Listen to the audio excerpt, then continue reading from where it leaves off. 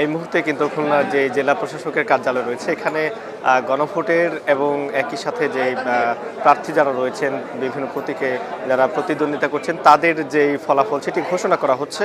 খুলনার যে 6টি সংসদীয় আসন রয়েছে খুলনার সেগুলোর আসলে ফলাফল এই ডিসি ভবন থেকে কিন্তু আসলে ঘোষণা করা হচ্ছে। এই মুহূর্তে খুলনা 2 যে আসন সেটির ফলাফল ঘোষণা করা হচ্ছে।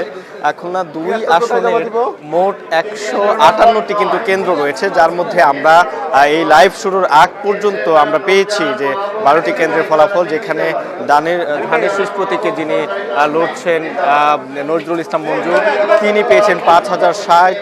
বাংলাদেশে এই প্রথম বার্জার 1 কোটি মালসন, 1 কোটে পারফেকশন।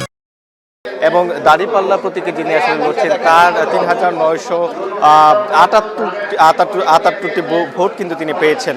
একই সাথে গণভোটের যে বিষয়টি সেখানে আমরা দেখেছি যে গণভোটে হায়ের পক্ষে অনেক বেশি পরিমাণে ভোট পড়ছে না, কিছুটা কম আসলে এই খুলনার যে 2 আসনের ভোট এবং যে ফলাফল আসলে এখান থেকে ঘোষণা করা হচ্ছে তাদের এই ঘোষণা থেকে আমরা সেটি আসলে জানতে পেরেছি। এবং খুলনার 2 আসনের ফলাফল ইতিমধ্যে খুলনার যে জেলা প্রশাসকের কার্যালয় রয়েছে সেখান থেকে ঘোষণা করা হচ্ছে। পর্যায়ক্রমে খুলনা 1, 3 ছেলেপক্ষ কালি আসবে, তাই একদিনে বাড়ির অঙ্ক নিয়ে টেনশন আছে। বার্জার 1 কোটি মালসন। খুলনা 4, 5 এবং 6 যে আসন সেটিও কিন্তু ঘোষণা করা হবে। জানিয়ে রাখি যে খুলনা 5 থেকে কিন্তু জামায়াতে ইসলামের সেক্রেটারি জেনারেল মিয়া গোলাম পরোয়ার তিনি সেখান থেকে লড়ছেন। এবং খুলনা 1 থেকে কৃষ্ণ নন্দী যিনি হিন্দু প্রার্থী জামাতের পক্ষ থেকে করা হয়েছে।